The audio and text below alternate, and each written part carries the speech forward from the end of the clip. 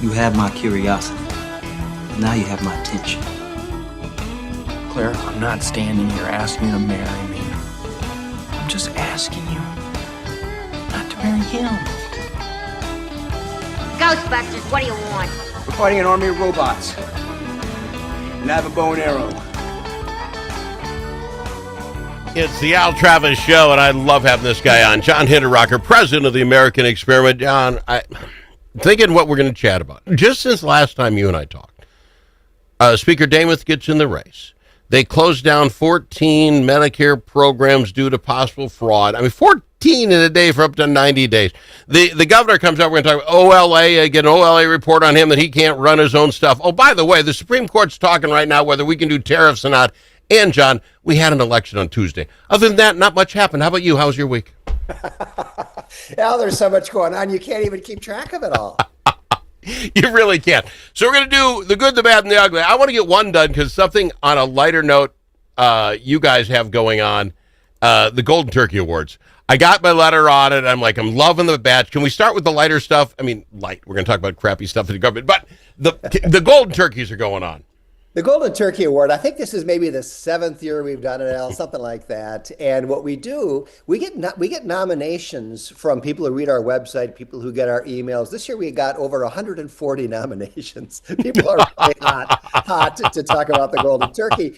And from all those nominations, our staff selects 4 finalists. And then people vote. You go to our website, americanexperiment.org. You can read about the 4 finalists, and you can vote for the one that you think best demonstrates the foolishness of so much state spending in Minnesota. It's not necessarily the most money. So, for example, last year, the winner was the money they spent to change the state flag and the state seal, a change which no one wanted and most people thought was a downgrade, not an upgrade. So it's not necessarily the most money wasted, but the one that sort of best exemplifies the futility of so much Minnesota government spending.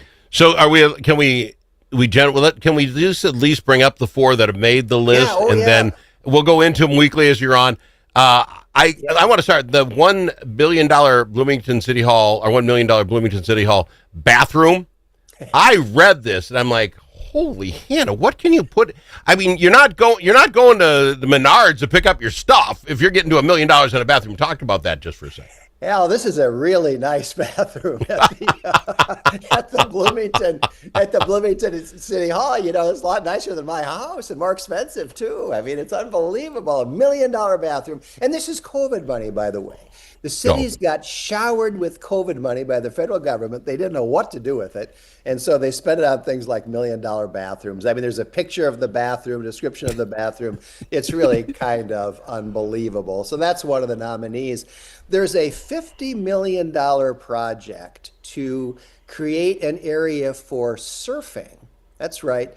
Surfing like they do in Southern California or Australia or Portugal. No way. On the Rum River in Anoka to, that Minnesota surfer population that wants to be out there in February with their surfboard.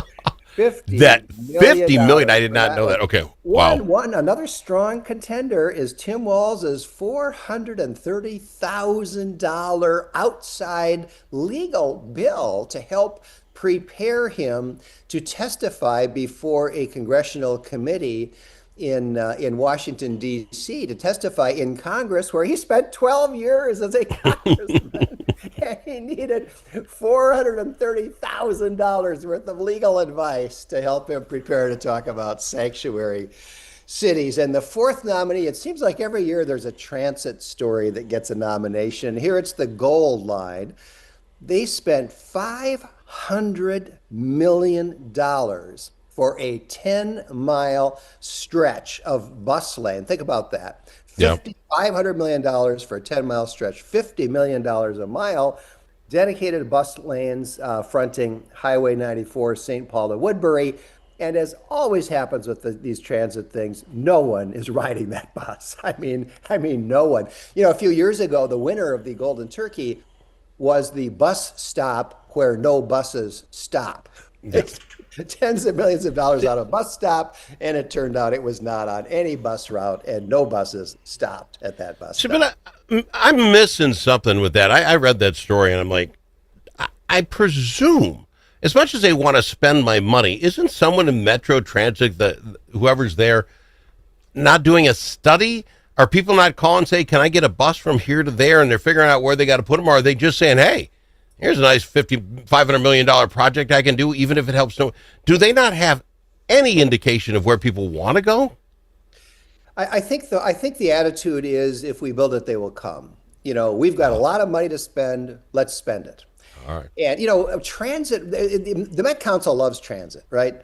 Well, transit ridership in the Twin Cities peaked around 1910, back in the days of the streetcar. Transit ridership has been going down, down, down ever since. Bus ridership in the Twin Cities has been going down, down, down. So we don't need $500 million worth of new bus lines.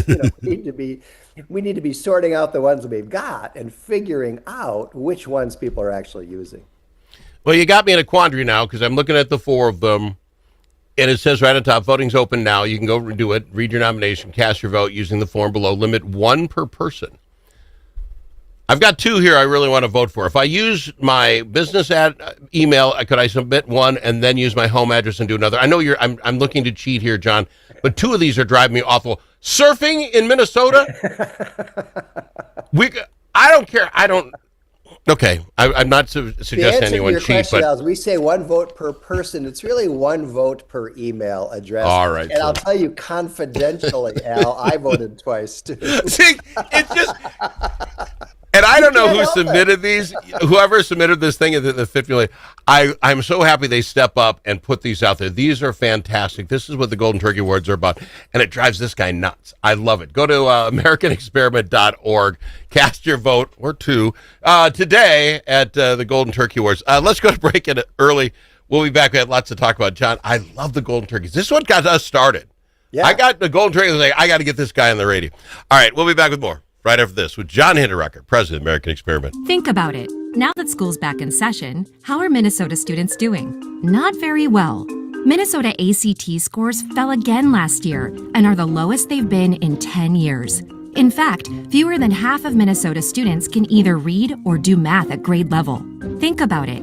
We used to brag about our schools. Now we're losing to states like Mississippi. Visit AmericanExperiment.org for more information. Think About It is brought to you by Center of the American Experiment, Minnesota's think tank. Hey, Brian, what do you call a lobbyist with a sense of humor? Me? Close. Momentum advocacy. We help clients get real results at the Capitol with strategy, relationships, and just enough charm to make it fun. From policy wins to media spots, we've got your back. Nonprofits, businesses, coalitions, we've helped them all. And we do it with nearly 90 years of combined experience. Momentum advocacy. As always, your friends at the Capitol. Learn more about our team at momentum-advocacy.com.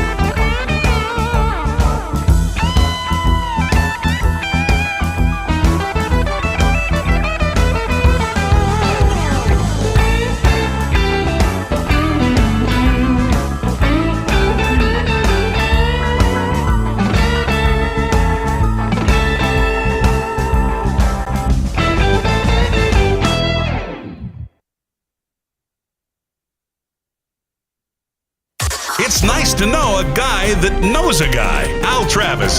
Love having him on the program. He's John Hinderaker, president of American Experiment, a huge legal mind. We don't talk a lot of national stuff, but I want to throw it at you quick, John. The Supreme Court is currently listening to whether tariffs can be put on by a president. Folks suing against him, I boil it down, are saying that's like a tax. It's a tax, so the president can't do it. We're 250 years into this, and I think this is the first federal lawsuit about it, and I think it's more about Trump than anything else. Where does this fall? Do you think that the tariffs will be a congressional thing, in which case countries will run over us like nobody's business, in my mind? Well, Al, I've written about this on my personal website, Powerline, and I'll tell you what I think. There's no question about the fact that under the Constitution, tariffs are the responsibility of Congress. Absolutely clear under Article 1. At the same time, over the years, Congress has passed a number of statutes which delegate some power over tariffs to the president. And so President Trump argues that one of those statutes in particular passed, I think in the 1970s, it's an emergency something, authorizes him to issue two categories of tariffs. And the ones that are in play here are the fentanyl tariffs as to Canada and Mexico, and what Trump called the reciprocal tariffs, although they're not in fact reciprocal, but those are the worldwide tariffs. Those are the ones that are being challenged. And so this case started out in the International Court of Trade. I didn't know we had an International Court of Trade. We do. I think it meets in Washington, D.C. It was heard by a 3-judge panel, very distinguished judges. This is not one of those cases where the Democrats go judge shopping and they get a case in front of someone like that guy, Boasberg, in Washington, D.C., and a rogue judge tries to run the executive branch. That is not what's happening here. These are 3 excellent, distinguished judges. 2 of the 3, as I recall, appointed by Republican presidents. They held that the statute in question does not authorize these tariffs. I think they're probably right. I think that reading the opinion, I thought, yeah, that seems like it's probably right to me. That was then appealed to the Federal Circuit. The Federal Circuit, again, a very high quality appellate federal court. This is the court that hears appeals on patents and copyrights, things like that. They also hear appeals from the International Court of Trade. And that was heard by the entire court, 11 judges, and they voted 7-4 to affirm the decision of the International Court of Trade. So they too found that the statutes do not authorize these tariffs. So far, there are 10 judges that have said that Trump loses, 4 judges that have said Trump wins. I think that the judges who are saying that Congress's enactments do not authorize these tariffs are probably right. And I think the Supreme Court is probably going to go that way. I think that's just fine. And the reason I say that is because Trump has been going around the world making trade deals, negotiating trade deals. We have one with China, with the UK, with the EU, with all these other Asian countries that we import a lot from. And I think Trump has succeeded in getting a much more level playing field in international trade. So even if the Supreme Court were to say, oh, those tariffs that Trump used as a bargaining point to negotiate the trade deals were not in fact authorized by Congress, and they're null and void, that won't affect the deals. If we have a trade we have a trade agreement. And what that would mean is that Trump bluffed successfly. Right. I think that's a pretty good outcome. Now, then the question is, what happens to the $90 billion that the federal government has collected from those tariffs? And so what I hope happens is that the Supreme Court says, no, the statute doesn't really authorize those tariffs. But this ruling is only going to be applied prospectively. Prospectively going forward, which would, and I'm not sure if they have a basis to do that or not, but if I was on the Supreme Court, that's what I would be looking for. And that would mean that the federal government gets to keep the $90 billion going forward. Because he's doing good. Those tariffs are out. And if I'm Donald Trump, I say, okay. Meanwhile, the trade deals are good. Are done. All right. A little closer to home. I think this story got completely lost because it came out during Election Day. And this is the Office of Legislative Auditor came out with an audit of the governor and lieutenant governor's office. And it basically came out and said they generally did not comply with the criteria that they tested. they'd have identified a significant number, I believe that was 14 if I read that somewhere, of instances of non-compliance and internal control deficiencies related to receipts, inventory, and payroll and non-payroll expenditures. Just what else you got when it comes to your finances? The governor's not doing it, and can we do anything about that? Well, basically what the legislative auditor is saying is that Tim Walz can't even run his own office in compliance with Minnesota law, let alone the rest of the state government. We know what's happened there. $2 billion in criminal fraud, all kinds of wasteful spending, but $2 billion in criminal fraud alone. And now the auditor is saying Walz does not even run his own office in compliance with the law. My guess, Al, is that we'll hear quite a bit about this in the upcoming campaign for governor. You think this, it should, but it comes out on a Tuesday of the election or Wednesday morning, so it's buried with all the other results. I didn't think that got the amount of reporting it should have, especially now when you combine it with, he can't even run the government itself. On Thursday last week, I believe it was, this governor had to close down 14 Medicaid programs, Medicare programs, because even he goes, yeah, it sure looks like there's a bunch of fraud in there. We'll pause them for 90 days. 14, sir. That's after everything we've talked about for forever. It's been going on for years. You remember the program that it's under Medicaid, which I always thought was healthcare, but it has to do with housing, right? Advising people on getting housing. And the conclusion was there's not a single dollar under that program, out of what was it, 100 million? Yeah. That was legitimate. Every single dollar they spent in that program. I'm glad you picked that, because when that came out, and you read down through the story, get to the 25th paragraph, whatever it was, it literally said that the gal in charge of Human Services said, on that program, we're going to rework that. We're going to get that squared away, get some guardrails on this thing, and get it back out as soon as possible.